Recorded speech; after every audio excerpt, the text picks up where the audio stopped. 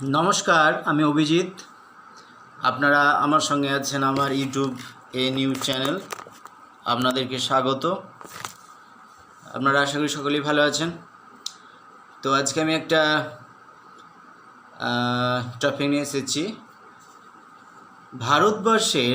আমাদের ভারতবর্ষের এই সময়ে আমাদের সর্বোচ্চ নির্বাচন, সেটা হচ্ছে লোকসভা নির্বাচন, প্রধানমন্ত্রী নির্বাচন।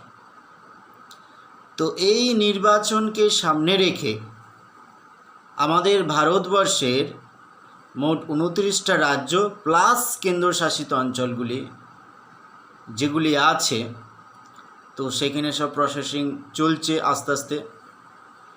তো এইটাকে সামনে রেখে আজকে পশ্চিমবঙ্গে, আমাদের পশ্চিমবাংলায় তো একটা লজ্জাজনক ঘটনা।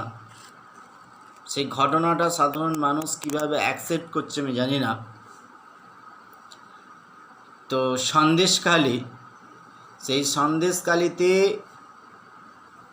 ভীষণভাবে অভিযান চালানো হচ্ছে যে ওখানেতে আগ্নেয়াস্ত্র আছে, বারুদ আছে, বোমা আছে, বিদেশি অস্ত্র আছে, পাওয়া গেছে।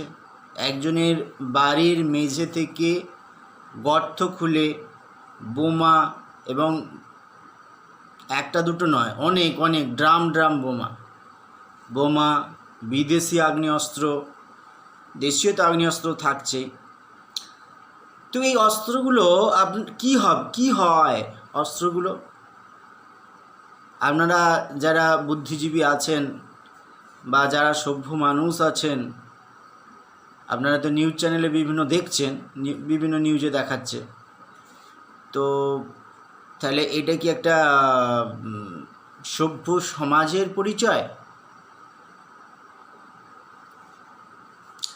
এতগুলো রাজ্য, তো তার মধ্যে ওয়েস্ট বেঙ্গলে এইরকম।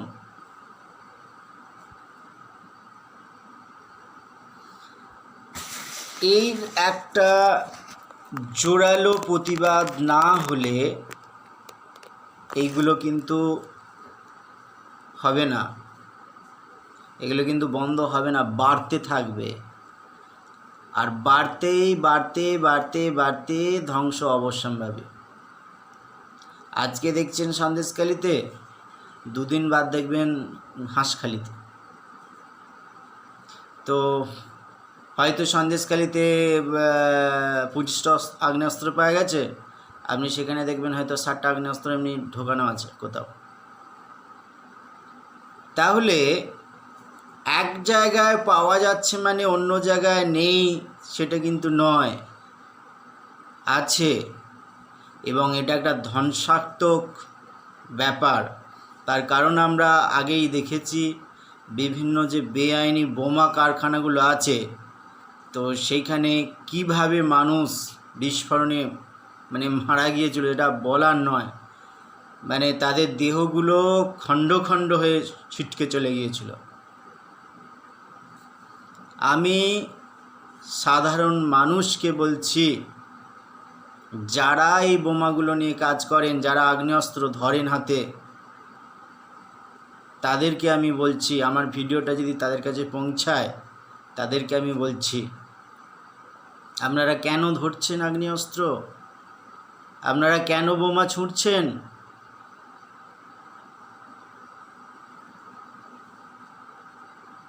আপনারা যে বোমাটা ছুঁড়বেন, সে বোমাটা লাগবে অন্য একটা পরিবারের মানুষের ওপর, আপনার মতোই তারও পরিবার, আপনারও পরিবার। একটু ভেবেচিন্তে কাজ করবেন সকলেই। রাজনীতি থাকবে।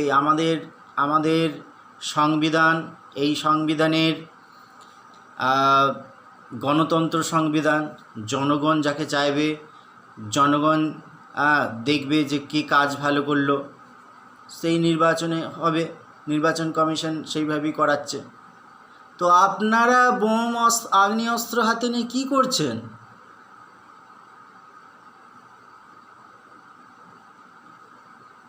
আপনারা আপনাদের কাজে ব্যস্ত থাকুন, আপনারা পরিশ্রম করুন, আপনারা নতুন সমাজ গড়ে তুলুন, আপনারা একে অপরকে ভালোবাসুন, আপনারা সুষ্ঠু সমাজ গড়ে তুলুন, আপনারা আপনাদের ভবিষ্যৎ ছেলে মেয়েদেরকে লেখাপড়া শিখিয়ে ভালো পথে নিয়ে আসুন। আগ্নেয়াস্ত্র ছুঁড়ে ফেলে দিন। যে আগ্নেয়াস্ত্রগুলো আপনারা বাড়িতে রাখছেন, যদি বিস্ফোরণ হয় কার ক্ষতি? বড় বড় নেতামন্ত্রীদের ক্ষতি হবে। সচেতন হন। আমি আপনাদের উদ্দেশ্যে বলছি, আমি মানুষের উদ্দেশ্যে বলছি।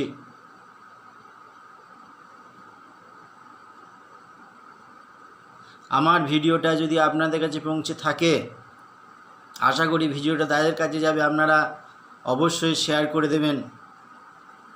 তার কারণ এটা একটা প্রয়োজন আছে।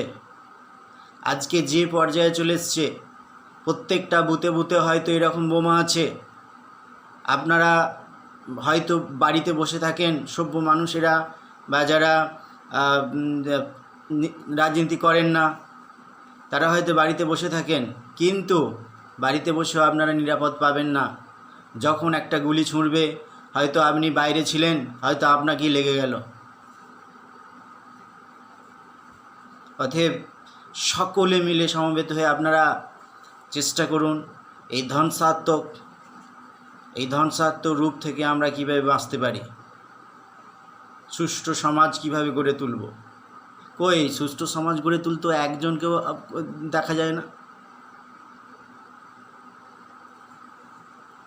বুথে বুথে ঝগড়া মারপিট করে কিচ্ছু হবে না। আপনাদের যাকে ভালো লাগবে আপনারা দেবেন ভোট। আপনি যদি ভাবেন যে নরেন্দ্র মোদীকে দেখে ভোট দেবেন, কিন্তু বম গুলি এই ধ্বংসাত্মক রূপগুলো দেখাবেন না। তার কারণে এই ভারতবর্ষ অনেক কষ্ট করে স্বাধীন হয়েছে। আবার যদি আপনারা নিজেরাই স্বাধীন হয়ে নিজেরাই আমরা যদি লাগি, তাহলে পার্শ্ববর্তী দেশ কি বলবে?